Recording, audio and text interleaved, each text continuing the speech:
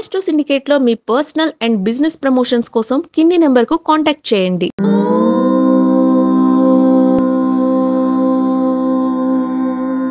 Astro syndicate ప్రేక్షకులకి స్వాగతం. మీ అందరికీ శ్రీ విశ్వావసునామ సంవత్సర శుభాకాంక్షలతో మీ అందరికీ గురువైన నా గురుతుల్యులు మా నాన్నగారు చెవిఎం కిరణ్ శర్మ గారిని ఈ సంవత్సర గోచార ఫలితాలు ఎలా ఉన్నాయో అడిగి తెలుసుకుందాము. నాన్నగారు.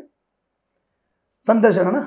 ఈ మంచి కార్యక్రమాన్ని ప్రారంభించే ముందు ఈ చక్కటి గానంతో ఈ కార్యక్రమాన్ని మనం ప్రారంభిద్దాం. గత సంవత్సరంలో మీ అక్కయ్య తేజస్విని పడింది, ఇప్పుడు నా కూతురు మనస్విని. మీ అందరికీ మనం ఈ ఉగాది ఫలితాలు వినే ముందు మనం అమ్మాయితో ఒక చక్కటి గానంతో ప్రారంభం చేసి పరమేశ్వరుడు అనుగ్రహాన్ని పొందుకుందాం. శుభమస్తు.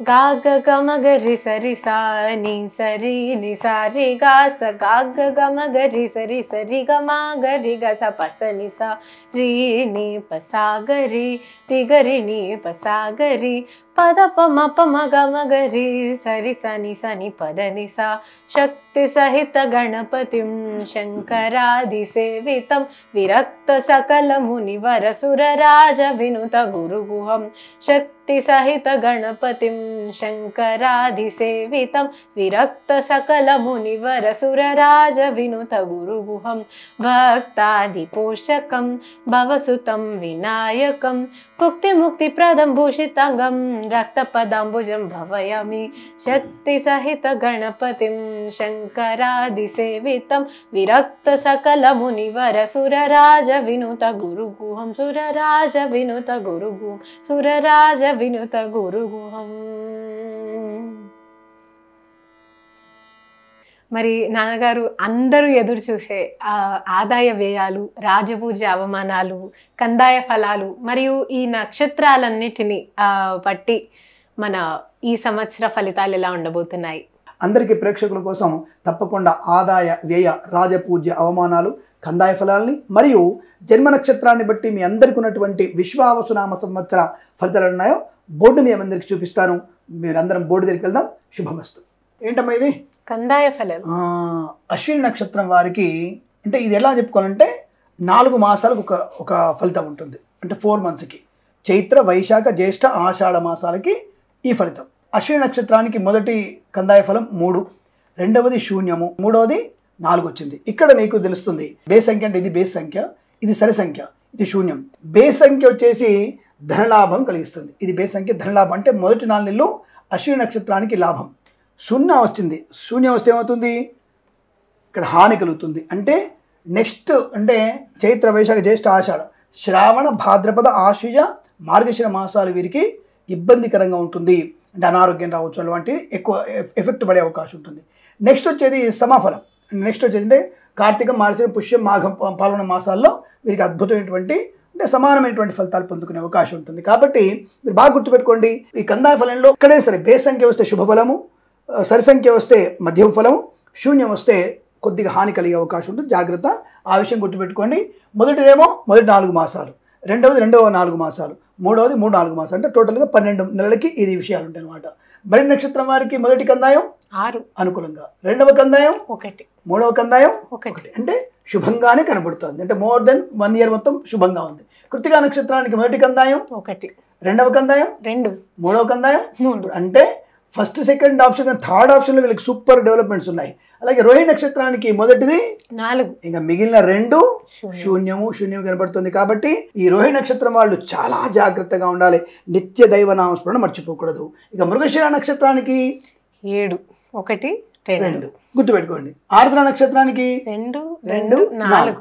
పునర్వసు నక్షత్రానికి 5, 0, 1. ఇక్కడ మీరు జాగ్రత్తగా ఉండాలంటే ఆషాఢ శ్రావణ భాద్రపద మార్గశిర మాసాలు చాలా జాగ్రత్తగా ఉండే ప్రయత్నం చేయాలి. పుష్యమి నక్షత్రానికి 0, 1, 3. అంటే మొదటి 4 మాసాలు జాగ్రత్తగా ఉంటూ తర్వాత మీకు అద్భుతమైనటువంటి శుభయోగాలు ఉన్నాయి.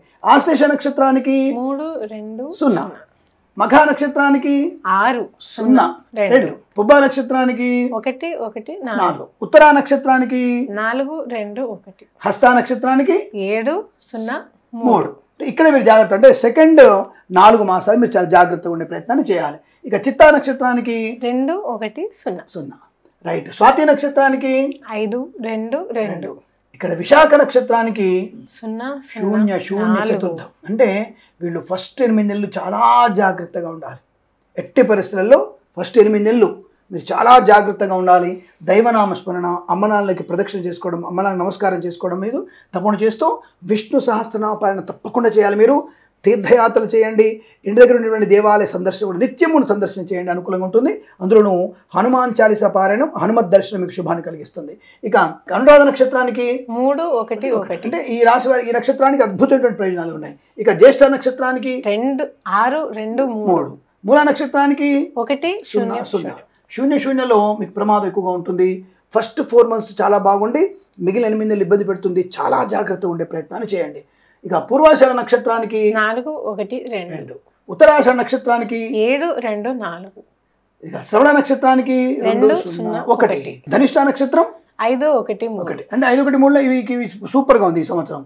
శతభిష నక్షత్రానికి 0 2 0 అంటే వీరికి ఈ సంవత్సరంలో కొద్దిగా దెబ్బ పడే అవకాశం, మధ్యలో ఏదో మధ్యస్థ ఫలాలు వచ్చాయి కానీ ఈ 2 సార్లు స్టార్టింగ్ ఎండింగ్ 4 8 నెలలు మాత్రం ఇబ్బందికరంగా ఉంటుంది. ఈ నక్షత్రం వారు కూడా శతభిష నక్షత్రం వారు కూడా తప్పనిసరిగా మీరు హనుమాన్ చాలీసా పారాయణం, దుర్గాదేవి అష్టోత్తరం చదువుకోవడం, ఏదైనా పుణ్యనది స్నానాన్ని చేసే ప్రయత్నం చేస్తే మీకు చాలా మంచిది. ఇంట్లో సత్యనారాయణ సంవ్రతం చేసుకోండి, లక్ష్మీ గణపతి హోమం చేసుకుంటే కూడా మీకు చాలా శుభాన్ని కలిగిస్తుంది. ఇది శతభిష నక్షత్రం యొక్క కందాయ ఫలం. ఇక పూర్వభాద్ర నక్షత్రానికి 3 0 2 ఉత్తరాభాద్ర నక్షత్రానికి 6 1 4 రేవతి నక్షత్రానికి 1 2 1 ఇవ్వండి కందాయ ఫలాలు. ఇటువంటి కందాయ ఫలాన్ని మీరు స్పష్టంగా చూసుకొని ఒకసారి మీరు సేవ్ చేసి పెట్టుకోండి. ఇది మీరు స్క్రీన్ షాట్ తీసి పెట్టుకోండి. తప్పకుండా మీకు అనుకూల ఫలితాలు ఉంటాయి. ఎవరెవరికైతే ఇబ్బందికరంగా ఉందో వారు దైవనామస్మరణ, మాతాపితృల యొక్క అనుగ్రహాన్ని పొందుకునే ప్రయత్నం చేస్తే అద్భుతంగా ఉంటుంది. శుభమస్తు, అఖండ ఐశ్వర్యమస్తు. నమస్కారం.